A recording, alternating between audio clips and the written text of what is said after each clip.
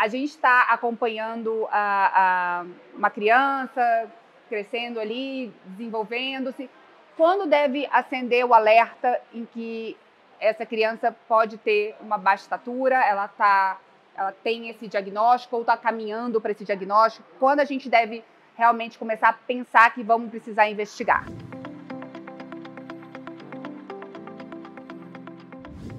Olá, pessoal!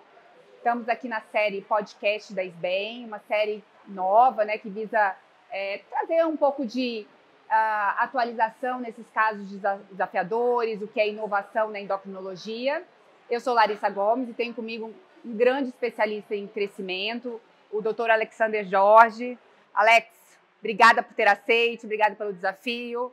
Uma super oportunidade de a gente discutir baixa estatura. Toda criança precisa ter um acompanhamento pediátrico durante a fase de crescimento para identificar distúrbios de crescimento. Para tanto, a criança, quando é muito jovem, primeiro ano, segundo ano de vida, ela tem que fazer medidas de comprimento e de peso e perímetro cefálico mensais, trimestrais, dependendo da idade dela. A partir do segundo ano de vida, se a criança está indo bem, pelo menos a cada 6 meses ou a cada ano, uma medida de peso e comprimento e altura é fundamental.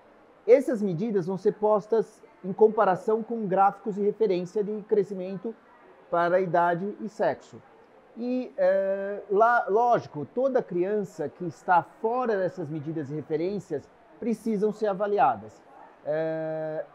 Mas também, através desse gráfico de referência, eu também devo avaliar crianças que estão perdendo canais de crescimento. As crianças que podem ainda não serem baixas, mas que estão com uma velocidade de crescimento reduzida. E isso a gente só consegue detectar essas crianças com as medidas seriadas.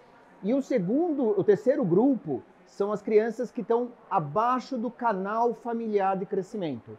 Então você tem a altura média dos pais, e essa altura média dos pais eu tenho que corrigir se for de um menino a altura da mãe para uma altura masculina, e se for de uma menina, a altura do pai para uma feminina. E aí você, em geral, o canal de crescimento é mais ou menos o que a gente chama de um desvio padrão e meio em relação ao canal médio de altura dos pais, que ao redor do ponto de vista de adulto é mais ou menos 9 centímetros. Então, crianças que estão fora da faixa de referência, crianças que estão fora da faixa esperada pelo canal familiar, ou crianças que estão desacelerando o crescimento, esses são sinais de alerta para obrigatoriamente fazer uma investigação de uma baixa estatura, um distúrbio de crescimento. Perfeito. Então, detectamos que a criança está num desses 3 critérios. E aí, como a gente segue? Como investigar esses casos? A grande investigação, normalmente eu costumo comentar, é que se depois de uma boa história, anamnese, exame físico, eu não cheguei a uma boa hipótese, é muito provável que eu não vou conseguir fechar a causa da baixa estatura dessa criança e eu acabar ganhando um rótulo idiopática. Então, o primeiro ponto é uma história desde o momento da gestação, concepção, até o momento atual completa da criança. O uso de medicações, eventos de doenças, cirurgias, traumatismos cranianos, uma investigação dos diversos aparelhos bastante detalhada para eu conseguir ter um exame físico completo que não só inclui a questão de altura e peso, mas também perímetro cefálico, medidas de proporção corpórea, principalmente altura sentada, envergadura, para eu poder e analisar se essa criança tem achado, como está o desenvolvimento neuropsicomotor, se ela tem dismorfismos ou malformações, para eu poder encaixar essa criança entre os principais, vamos dizer assim, condições maiores, sindrômicas, que podem gerar baixa estatura. Se a criança, e é uma maioria dessas crianças, é baixa, porém saudável, é pouco provável que a investigação laboratorial atinja um diagnóstico que não foi capturado pelo exame físico e na anamnese. É claro que depois de uma boa análise clínica, a gente vai tentar direcionar a investigação laboratorial pelos achados que eu tive. Em algumas situações, eu posso ter condições clínicas que não são capturadas no exame físico, que a única manifestação é a baixa estatura. Isso acontece em meninas que podem ter uma monossomia parcial ou completa do cromossoma X e classificadas como síndrome de Turner, e a primeira manifestação ou única ser a baixa estatura. Eu posso ter condições como o hipotiroidismo, que é muito incomum. Eu posso ter condições como doença celíaca. Eu posso ter condições em crianças mais novas, como acidose tubular renal. E eu posso ter uma deficiência de hormônio em crescimento. Mas, a grosso, que pode ter a única manifestação, a desaceleração do crescimento e a baixa estatura. Mas eu tenho que sempre levar em consideração essa questão da análise clínica para direcionar a minha investigação laboratorial. Perfeito. Você não pede atualmente aquela série de exames laboratoriais, um antitransglutaminase para toda criança? Como que você está levando esses exames laboratoriais? Doença celíaca, eu acho que às vezes, quais exames eu acho que talvez laboratoriais sejam meio chave, assim, que você não deixa de pedir na tua prática? Existe a impressão que eu e outros pesquisadores têm é que algumas dessas situações, quando você volta para a criança, você identificava os sinais que teriam motivado o exame. Mas, de forma geral, toda criança com baixa estatura merece um raio-x de idade óssea que não tem tanto um aspecto diagnóstico, mas tem um aspecto, às vezes, de dar uma ideia de potencial de crescimento. Eventualmente, eu posso ter sinais no raio-x de idade óssea que pode me ajudar ao diagnóstico, como pequenos achados de displasias esqueléticas subclínicas. Para toda criança, a gente solicita um rastreio para a doença celíaca, anticorpo antitransglutaminase ou antidomísio, mas mais comum agora antitransglutaminase, com IgA. Mas a minha experiência é que todo paciente positivo, que a baixa estatura é secundária à doença celíaca, ela tem sintomas, tem uma anemia ferropriva, tem sintomas gastrointestinais, mas é de clássico, avaliação de função tiroidiana e avaliação pelo menos de rastreio com o IGF-1 para saber se vai ser necessário investigar a probabilidade de deficiência de GH. E nas meninas, o cariótipo. A gente acrescenta eventualmente o hemograma e ferritina, principalmente quando a criança é muito magra, para ter uma ideia de estado nutricional, eventualmente uma atividade inflamatória, se eu tenho alguma suspeita de doenças inflamatórias intestinais, mas quase tudo o resto tem que ser guiado pela suspeita clínica, porque quando eu peço de forma indiscriminada, a probabilidade de pré-teste é tão baixa que às vezes o resultado ele mais te coloca fora do caminho e da rota de diagnóstico do que no caminho correto. Perfeito.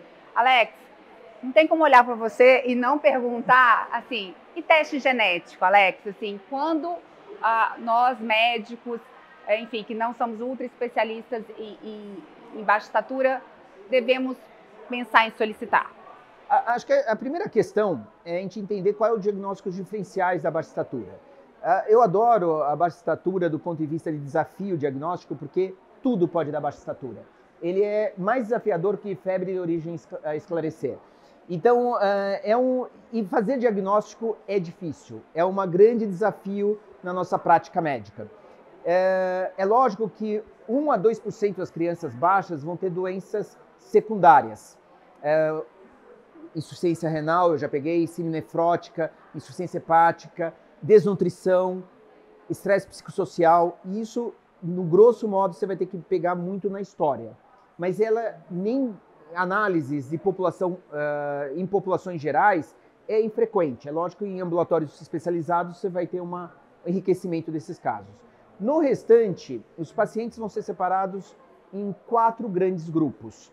Aquelas crianças que têm defeitos do eixo GH e GF1, é a nossa obrigação como endocrinologistas identificar esses casos. É lógico que a deficiência de GH é a maior parte e tem uma base genética não tão esclarecida, na maioria dos casos.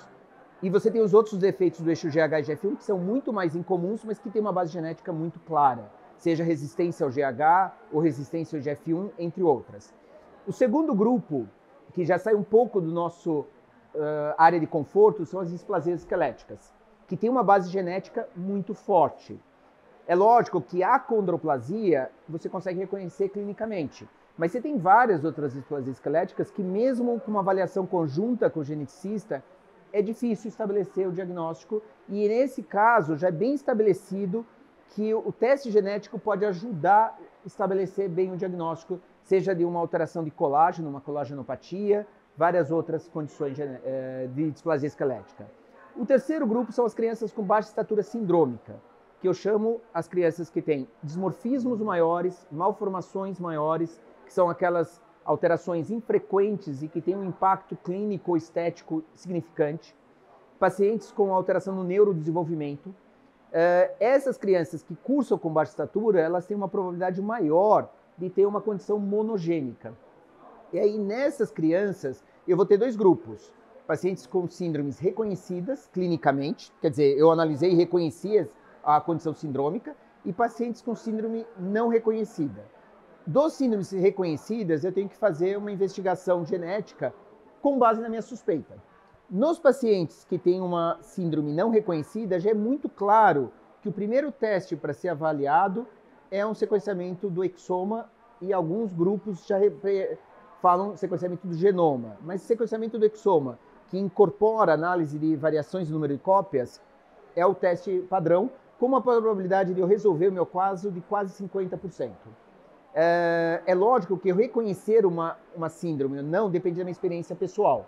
Então, muitas vezes é recomendado trabalhar junto com um grupo especializado ou com um geneticista que tem experiência nessas síndromes. Mas o grande desafio é a maior parte das crianças que, depois de tudo isso que a gente fez, vai chegar no que a gente chama de baixa estatura idiopática, ou criança que nasceu pequena para gestacional e que não recuperou o crescimento espontaneamente, ou na baixa estatura familiar. Nessas condições, nós temos já suporte, a gente está participando de um consenso para criar um guideline da recomendação de investigação genética nas distúrbios de crescimento. E na baixa estatura idiopática, a gente sabe que mais ou menos uma em 7 das crianças com baixa estatura idiopática ou nascidas pequenas vão ter uma alteração monogênica. Muitas vezes, de novo, quando os pais têm altura normal, ou herdada de um pai ou mãe com baixa estatura. E essas alterações monogênicas têm implicação no tratamento ou no acompanhamento delas. A gente tem pacientes com neurofibromatose que foram reconhecidos através do teste genético, ou alterações da cartilagem de crescimento, como a CAN, que tem um avanço de idade óssea e predisposição à osteoartrite precoce. Então, o que a gente tem começado a colocar? Que talvez toda criança com uma baixa estatura significante, abaixo de menos 2,5, abaixo de menos 2 com história familiar, principalmente aquelas que eu vou decidir tratar com hormônio em crescimento, eu talvez deveria discutir fazer uma investigação genética. Seja ele um painel amplo de genes de baixa estatura, seja o que talvez tenha mais sucesso de identificar uma condição monogênica, um sequenciamento do exoma. Mas eu tenho que lembrar que é uma minoria que vai ter um resultado positivo, porque muitas das crianças com baixa estatura saudáveis vão ser adultos com altura normal, talvez não tenha nem genética de baixa estatura, vão recuperar na puberdade. Alguns vão ter questões poligênicas que ainda não são disponíveis na investigação atual. O que eu consigo pegar são as monogênicas e que têm uma implicação clínica maior. Então, basicamente, é isso. E tratar? Em relação ao tratamento, falando em perspectiva, o GH semanal, ele é uma realidade? Você vê benefícios? O grande desafio de tratar baixa estatura é que eu tenho que começar antes da puberdade, em geral, idades de 5, 6, 7 anos de idade, e eu tenho que manter o tratamento até chegar à altura adulta. Isso significa 5, 7 anos de tratamento. E, além da questão custo, a questão do tratamento diário, de aplicações diárias, é uma carga para a família e para o paciente que vai aumentando com o tempo. Então, na nossa experiência, no nosso ambulatório, que a gente não tem a questão de custo, porque a gente usa um GH público, a gente tem uma taxa alta de abandono do tratamento ao longo, principalmente do 3º, 4º, 5º ano de tratamento.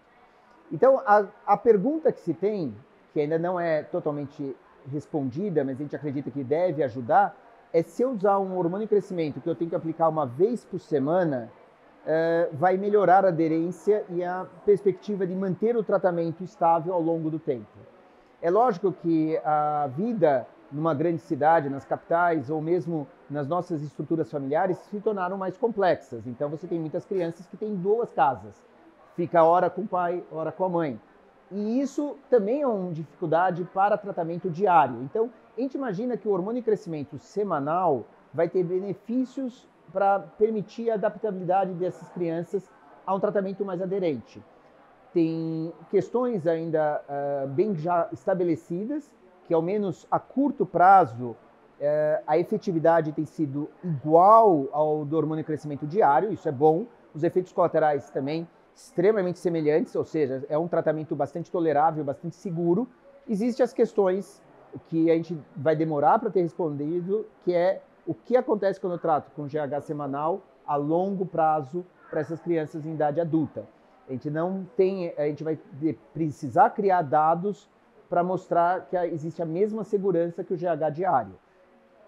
Mas é uma perspectiva nesse sentido. Adesão sempre. Tá bom, gente. Muito obrigada, Alex. É um prazer enorme ter você aqui, sempre aprendendo muito com você. E até a próxima.